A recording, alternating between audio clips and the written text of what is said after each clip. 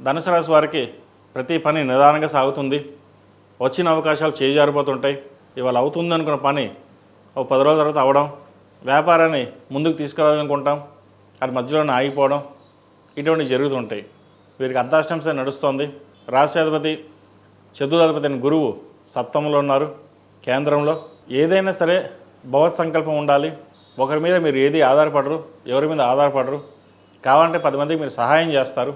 ఆ సహాయం చేసే గుణం ఉంది కాబట్టి ఎన్ని అడ్డంకులు వచ్చినా సరే, ఎవరు ఎన్ని అన్నా సరే అవన్నీ పక్కన పెట్టి మీ ధైర్యంతో ముందడుగు వేస్తారు. అలాగే వెయ్యండి. వ్యాపారంలోనూ ఉద్యోగంలోనూ మంచి అవకాశాలు ఉంటాయి. ముఖ్యంగా ప్రభుత్వ సంబంధించిన విషయ వ్యవహారాల్లో కాస్త చికాకు ఉంటుంది, మెంటల్ స్ట్రెస్ ఎక్కువగా ఉంటుంది. చార్టెడ్ అకౌంట్స్కి, రియల్ ఎస్టేట్ రంగంలో ఉన్న వారికి, బిజినెస్ అనలిస్టులకి, అదేవిధంగా సినీ కళా రంగాల వారికి, రాజకీయ రంగంలో ఉన్న వారికి ప్రతి పని నిదానంగానే ఉంటుంది, కానీ భవిష్యత్తు బాగుంటుంది. ప్రస్తుతం నడుస్తున్న దశ అంతా బాగలేదు కాబట్టి దైవ దర్శనాలు ఎక్కువ చేసుకోవడం, శనికి తైలాభిషేకం చేయడం, అఘోర పాశుపత హోమం చేయించడం చెప్పదగిన సూచన. అదేవిధంగా విద్యార్థులకు కాలం కలిసొచ్చే కాలం చెప్పచ్చు. ఏదో చేయాలన్న తాపత్రం ఎక్కువగా ఉంటుంది. కష్టపడి పెంచారు మనల్ని, మనం ఎటువంటి వాటికి డీవియేట్ కాకుండా ముందుకు వెళ్ళాలన్న ఒక భావన ఉంటుంది. సప్తమాధిపతి దశమాధిపతి అయిన బుధుడు లాభస్థానంలో ఉన్నారు కుజుడితో కలిసి. ప్రేమకు సంబంధించిన విషయ వ్యవహారాలు కాస్త ఆచితూచి అడుగు వేయాలి.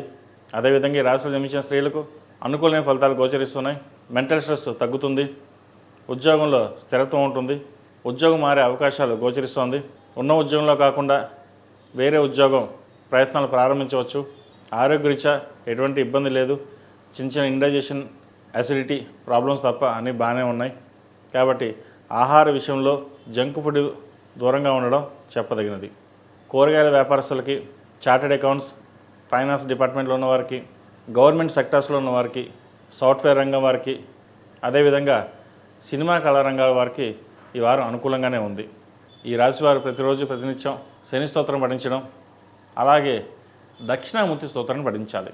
ఎందుకంటే రాశ్యాధిపతి చతుర్థాధిపతి అయిన గురువు సప్తమంలో ఉన్నారు.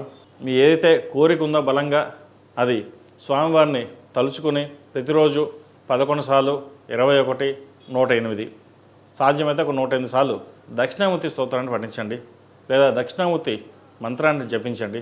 మంచి ఫలితాలు గోచరిస్తాయి. ఈ రాశిలో జన్మించిన వారికి కలిసి వచ్చే సంఖ్య 5, కలిసి వచ్చే రంగు కాషాయం. ఏదైనా పని మీద బయటికి వెళ్ళేటప్పుడు గురువారం కానీ సోమవారాన్ని కానీ వెళ్ళండి. మంచి ఫలితాలు సంప్రాప్తిస్తాయి.